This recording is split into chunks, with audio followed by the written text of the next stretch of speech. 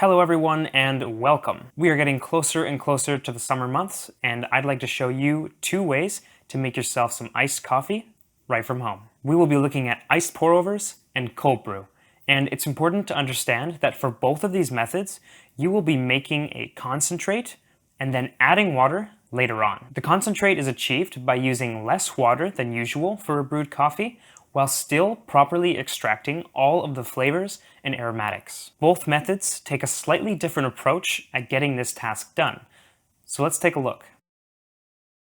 For an iced pour-over, you're going to start by putting some ice into the bottom of the brewer, and this works whether it's a Chemex, Hario, etc. In order to know how much ice, take the normal amount of water that you would use and make 30 to 40% of that amount into ice. For me, I usually use 360 grams of water for 22 grams of ground coffee for my pour-overs. That means that I'll be using 144 grams of ice, as that is 40% of the total water, leaving me with 216 grams of hot water left to use. You also need to grind a little bit finer than usual, as you are using less water, and a finer grind is going to make the grounds more accessible. This will extract the coffee solids quicker and make up for the smaller amount of water. Now I will start my pour-over as normal. I bloom the coffee with 2 to 3 times the amount of water as I started with in ground coffee. Then I will stir the bloom and wait 30 to 45 seconds. Now I will pour the remainder of my water,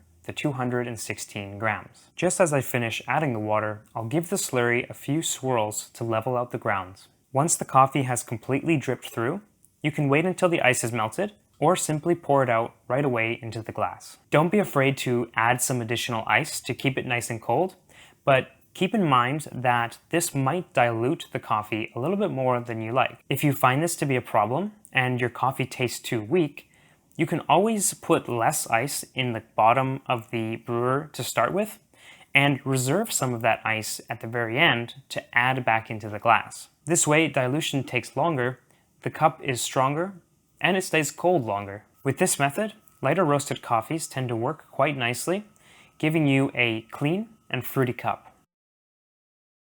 For cold brew, you can really use any container to get the job done. This is an immersion brewing method, meaning that we will steep the coffee and water together and then filter out the grounds. To start, you'll need to pick a fairly small brew ratio in order to create a concentrate.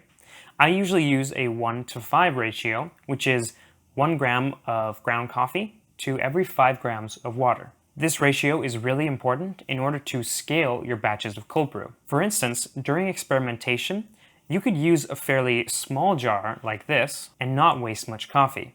Then, when you feel you have the recipe down, you can jump to a larger container. As long as you stick to your 1:5, the transition is super easy. Now here are the 2 most important aspects of cold brew. Number 1, as the name implies, you cannot use hot water. You need to use either cold water or room temperature water. Number 2, you need to grind very coarse. Both of these things contribute to a very, very slow rate of extraction.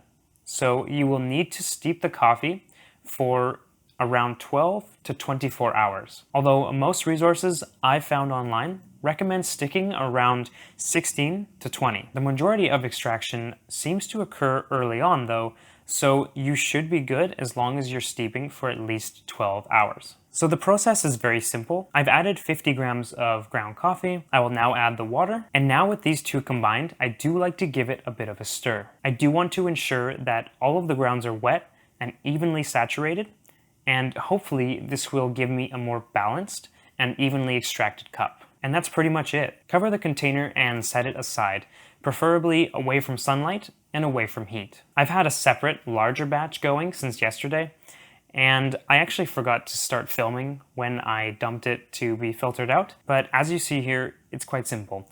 You grab yourself a filter and filter out the coffee. This is especially easy if you already have a Chemex at home or a Hario or even AeroPress filters. Keep in mind that different filters have different pore sizes, and that will affect how the coffee tastes. I've compared all 3 that I previously mentioned, and I seem to prefer the Chemex the most. Once the coffee has drained through, you have your concentrate. and you will want to refrigerate it as soon as possible. Now you have a few options as to how you can enjoy it. First, you could drink it cold from the fridge. Just don't forget to dilute it with some water. I typically use a 1-to-1 ratio, so 1 gram of water to 1 gram of concentrate, but of course you can adjust this to your taste. Or you can add the concentrate directly over ice and enjoy the coffee as the ice melts and dilutes. With cold brew, you can expect a very smooth, chocolatey, maybe nutty kind of coffee. I actually recommend using a roast that has a little bit more acidity to it to start off, because the cold brew process tends to strip some of the acidity and delicate notes. You may choose to do that with a lighter roast, or pick a country of origin that tends to have fruitier coffees, like a Kenyan. So that's it for me today. Let me know in the comments below if you have different ways of making iced coffee, and what's been your favorite method so far? Or if you have any questions about today's video, please consider subscribing, and have a great day.